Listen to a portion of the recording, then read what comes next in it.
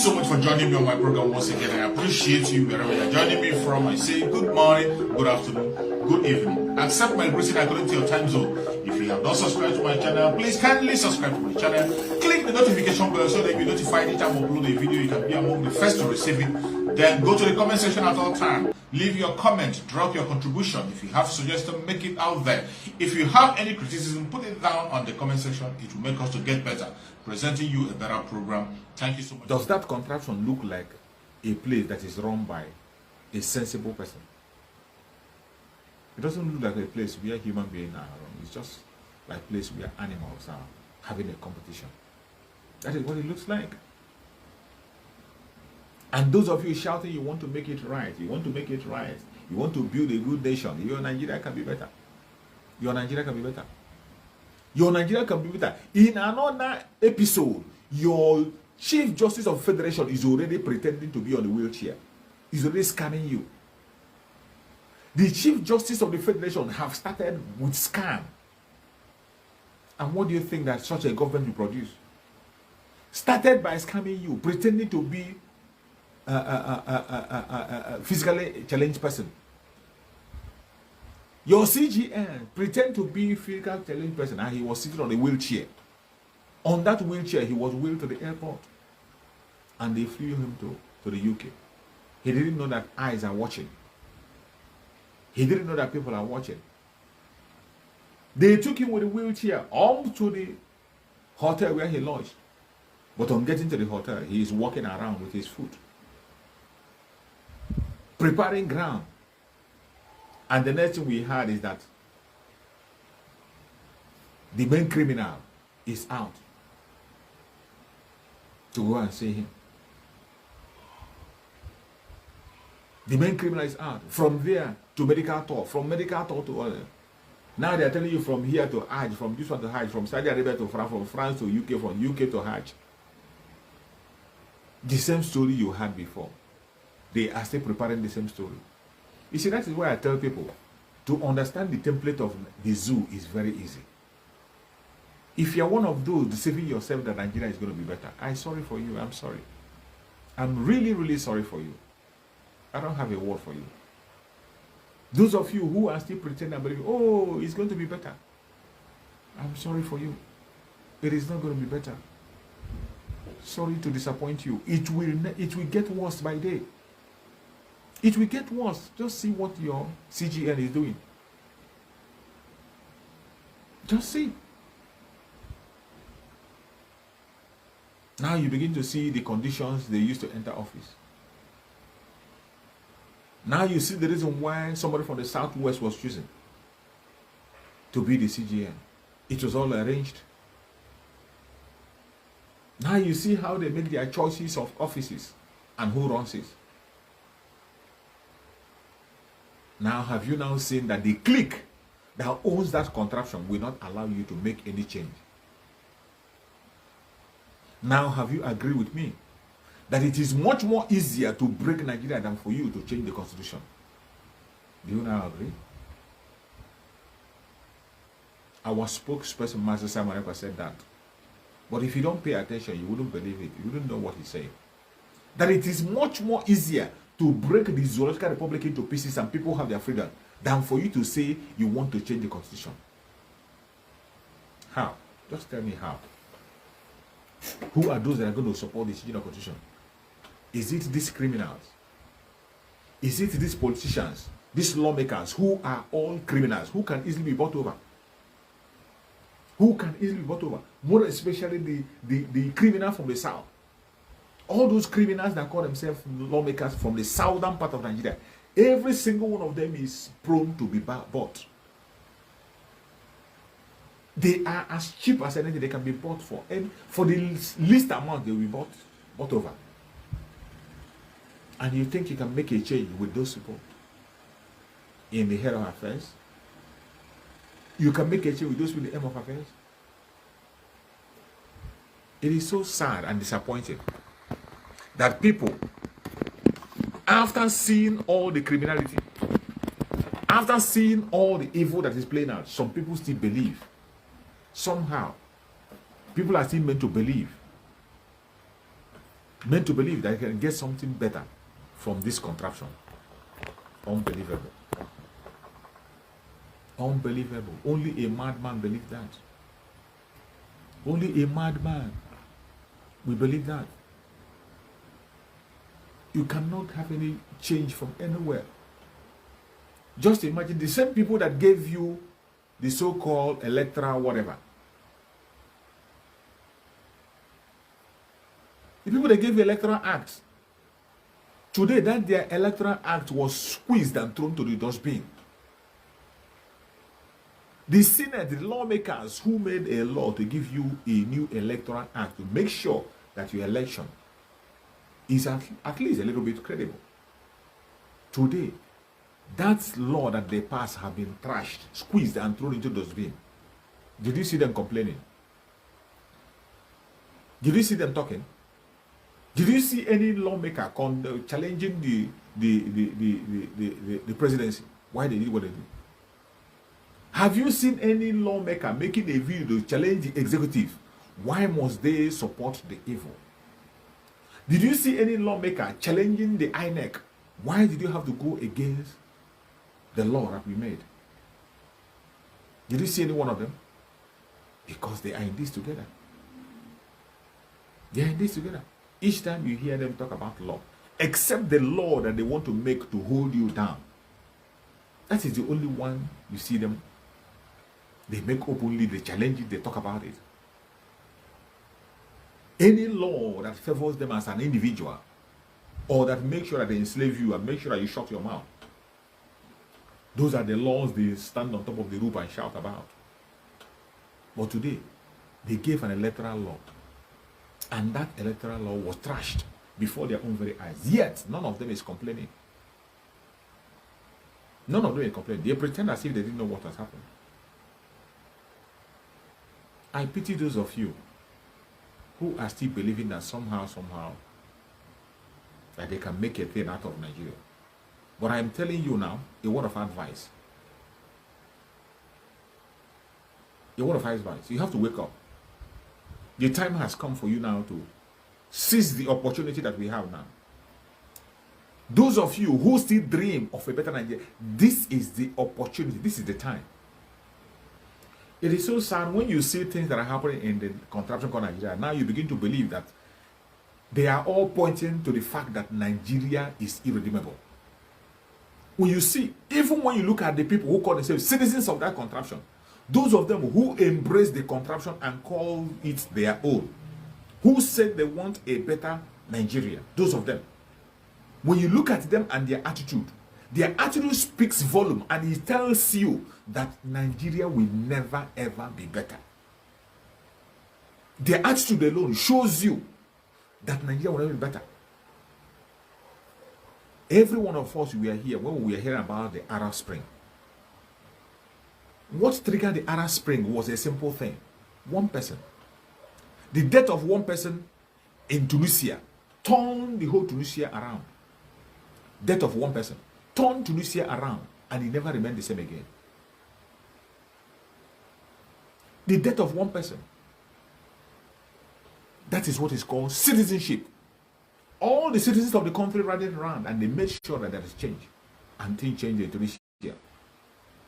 The same thing happened in Egypt. Electoral fraud in Egypt was what transformed Egypt today. Change. Somebody who has been in power for donkey years. Somebody who has been in power for donkey years was thrown 40 good years in power. You know Mubarak. When you hear Mubarak in Africa, anybody that hears about Mubarak, you know that you are talking about a strong man who has held Egypt captive for 40 good years. He was thrown out. The power of the citizens. The citizens came out to the street. They came out to the street, even in the face of the bullet. The military, many lost their life, many were injured, but they stood their ground. How many people are you going to come against? They stood their ground until when it got to an estate, it got to a stage where the military joined them and said, we cannot continue to waste life anymore. The military came out, the military stopped attacking their citizens and they joined the citizens. Rome is not built in a day. Manners doesn't just fall from heaven. You have to fight for it. Freedom is not handed over. You need to fight for it. The people that are holding the Zoological Republic captive, the British and the Fulani Caliphate, for you to take Nigeria back for them, you must have to put up a fight. You don't beg. You don't beg, for Christ's sake.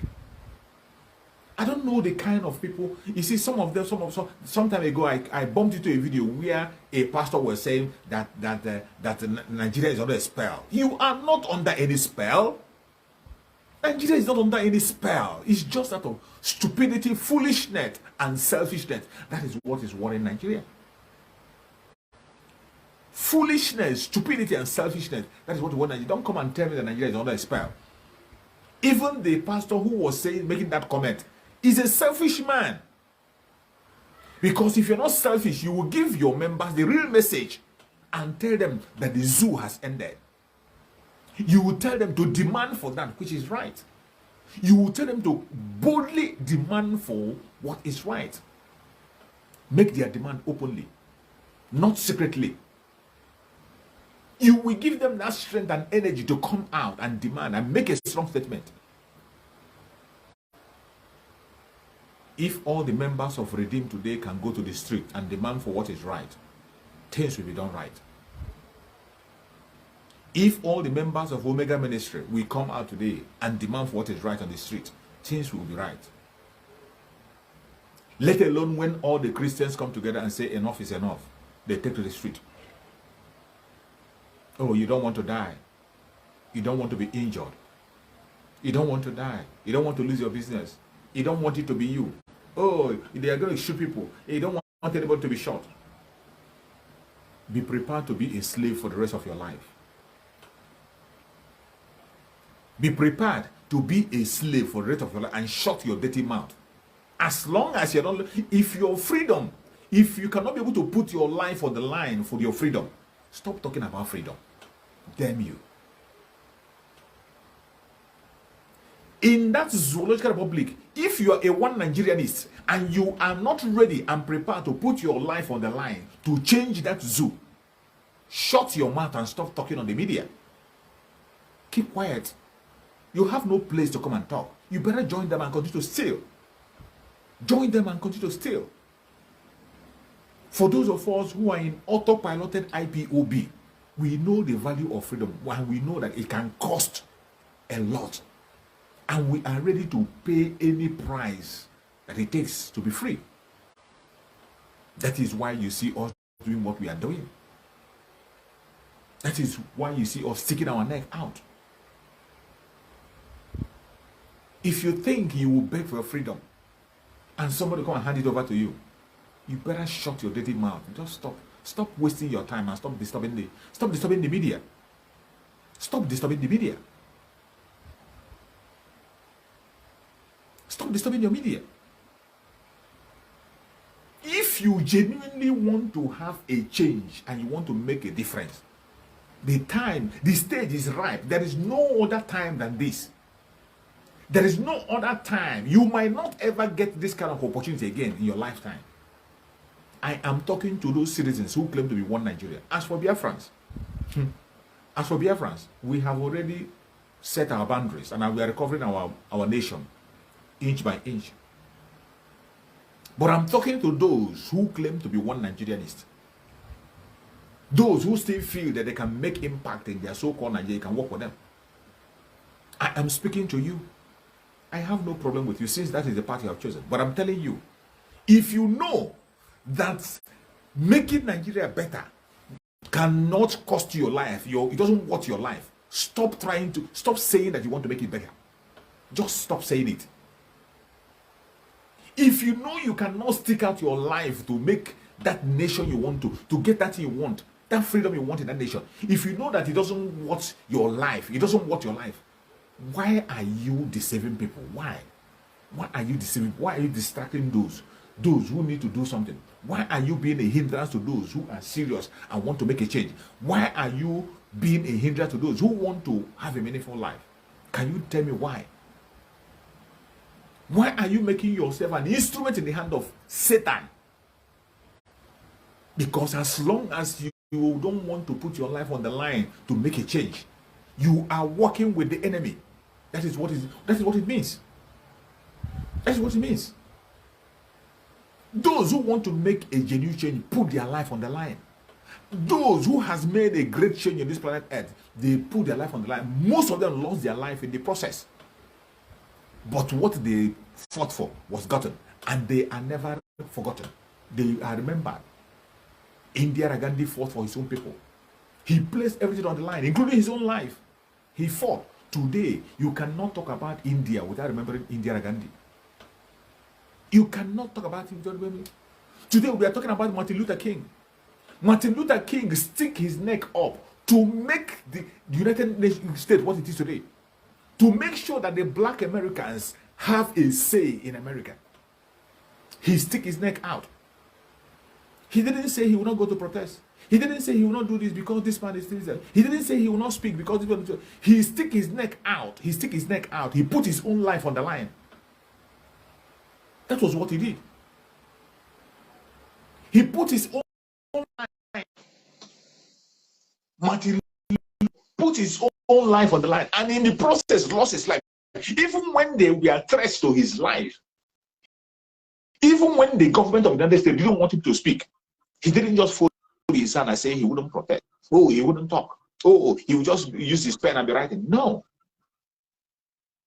Because he wanted to make it, he knew that it would take his life. He put his life. He said, even if it will cost his life, so be it.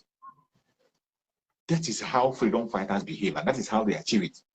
Nelson Mandela put his own life on the line to make a change. He didn't withhold his life. He didn't say, oh, because they're going to jail me. Oh, because they're going to kill me or kill my brother. Oh, because they're going to do this. I'm not going to fight. Oh, don't come. They will shoot you. They would. If he has said that, South Africa will still remain in slavery today. If Martin Luther Jr. did not come out to stick his neck out, the United States, the blacks in America will not be free as they are today. If Gandhi did not stand up for the Indians, stick up his neck, and ready to answer a terrorist, took all manner of procedures to rescue India, they will not be where they are today. I am speaking to those of you now who now say you want to make your so-called one Nigeria a better place.